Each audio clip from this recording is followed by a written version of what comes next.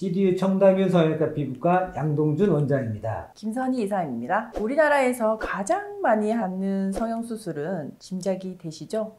눈 성형입니다. 그렇다면 2위는 어떤 성형일까요? 당연히 코 성형 아닐까요? 땡!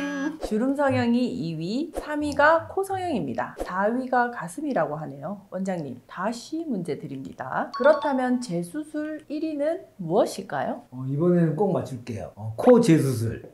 아닙니다. 눈입니다. 근소한 차이지만 눈, 코, 가슴, 지방 흡입, 안면 윤곽으로 나타나고 있네요. 오늘 이야기할 주제는 코 재수술입니다. 원장님 시작해 볼까요? 네. 청담윤은 전체 성형 무늬 중 코 재수술 성형 무늬가 몇 프로 정도인가요? 저희 병원 같은 경우에는 전체 비율 중에 코 성형은 40%이고요. 그 중에서도 코 재수술에 대한 문의는 30% 정도 되는 것 같아요. 사람들이 대부분 눈을 먼저 하게 되면 자연스럽게 코로 시선이 갈 수밖에 없거든요. 그래서 성형한 사람이 또 하고 또 한다는 말을 하는 이유가 대부분 자신의 얼굴의 만족도가 100%인 사람은 없거든요. 김태희 씨나 장동건 씨처럼 완벽한 얼굴이 많지는 않잖아요. 그래서 한 군데 만족하게 되면 상대적으로 다른 부위가 부족하게 보이게 돼서 처음 성형 계획은 눈만 해볼까? 이런 생각하다가 좀 더 욕심을 내기도 하고 할 때 한 번에 아프자, 한 번에 예뻐지자 이런 생각으로 눈, 코, 윤곽까지 같이 하는 경우가 요즘은 많습니다. 원장님은 본인 얼굴에 몇 프로 정도 만족하시나요?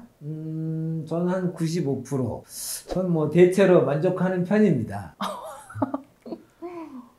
제가 사실 손볼 곳이 너무 많아서 감당이 안 돼요. 제가 이번 영상을 준비하면서 재수술에 대한 정보를 검색을 해봤는데요. 그런데 생각보다 재수술에 대한 정확한 정보가 좀 부족하다는 생각이 들더라고요. 재수술 전에 어떤 것을 알아보면 좋을까요? 자신의 코 상태를 먼저 파악해야 합니다. 사람마다 다 상황이 다르고 재수술 상태가 모두 다르기 때문에 무작정 재수술에 대한 정보들을 흡수해서는 안 됩니다. 나에게 딱 맞는 수술 방법은 무엇인지 정확하게 골라내는 것이 중요합니다. 예를 들어서 복코인 사람이 일반 코스란 사람의 수술한 모습을 보고 너무나도 아름답다? 나도 이렇게 될 수 있지 않을까? 또 부푼 기대를 안고 재수술을 하려고 하거든요. 그러나 다른 사람에게 맞는 정보들을 본인에게 모두 적용시키면 안 되는 거죠. 그 케이스와 나의 재수술 상황이 동일할 수 없기 때문에 재수술에 대한 정보 중에서도 본인과 비슷한 케이스를 찾아야 하고 부작용에 의한 재수술인지 단지 심리적인 영향, 즉 주관적인 판단으로 코가 마음에 들지 않은 불만족으로 재수술을 하려고 하는지에 대한 구분을 해야 합니다. 원장님, 그렇다면 코 수술 후 부작용에 대한 자가진단법이 있을까요?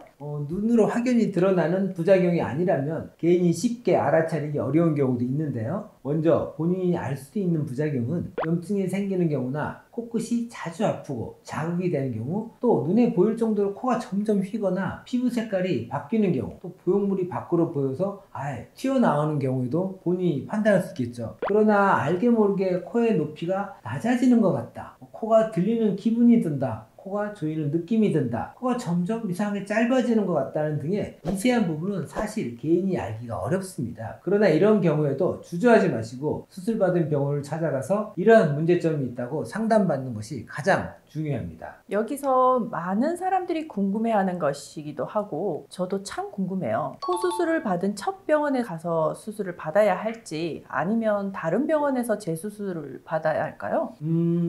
첫 수술에 대한 만족도가 없어서 재수술 결심한 것이라서 수술한 의사에 대한 인식이 좋지 못한 게 사실이거든요. 심리적으로는 못 믿어온 의사에게 또 한 번 내 코를 부탁한 게 사실 어렵긴 하죠. 그러나 반대로 누구보다 본인의 코 상태에 대해 자세히 아는 의사는 내 코를 직접 집도한 의사입니다. 그래서 가장 좋은 건 수술해준 선생님을 믿고 재수술도 받는 것이 가장 좋습니다. 하지만 영 마음이 내키지 않는다면 처음 받았던 성형외과에 가서 전 수술의 상태가 어떤 정도인지 듣고 나서 다른 병원에 가서 또 다른 의견을 구하는 것이 좋다고 생각합니다. 자, 그러면 코 재수술 성공하는 방법을 말씀해 주세요. 먼저 재수술의 시기입니다. 이미 한 차례 또는 여러 차례 수술을 받았기 때문에 코를 구성하는 조직들의 변형과 유착이 일어났고 많은 흉이 발생한 상태이기 때문에 최소 6개월 이상은 지난 후에 진행해야 합니다. 대략적인 재수술할 수 있는 코의 상태는 코끝을 만져봤을 때 딱딱했던 코끝이 말랑말랑해졌을 때입니다. 그 기간이 6개월 이내일 수도 있지만 2년 이상까지도 걸릴 수 있습니다. 충분한 회복 기간이 있어야 어느 정도 부드러운 조직으로 돌아옵니다.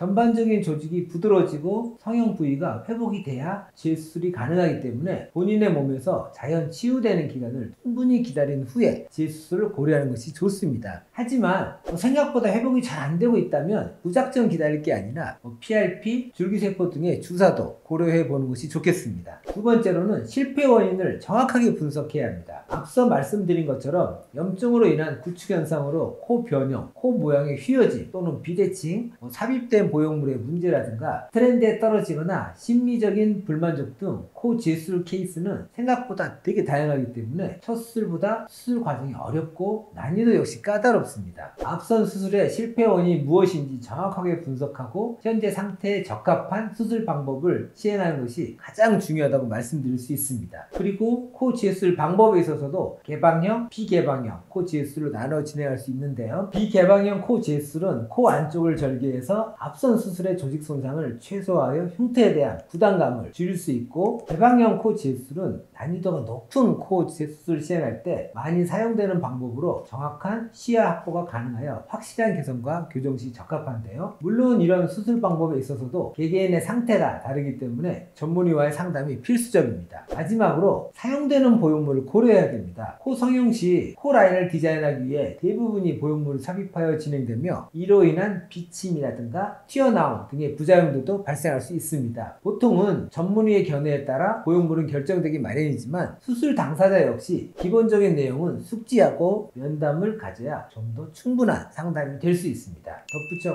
코는 심리적인 아름다움 뿐만 아니라 기능적인 요소도 고려해야 하는 수술이기 때문에 단순히 미적 아름다움을 쫓아 재수술 결정하지 말아야 합니다. 코의 해부학적 구조를 명확히 알고 있는 전문의의 노하우가 필수적이며 첫 수술의 실패 원인을 파악하기 위해 3D CT를 이용한 정밀한 진단과 분석이 가능한 병원인지도 꼼꼼히 따져보는 스마트한 환자가 되어야 합니다. 제발요. 스마트한 환자, 머릿속에 팍팍 새겨지네요. 마지막으로 코 재수술을 하려고 하는 분들에게 한 말씀 부탁드립니다.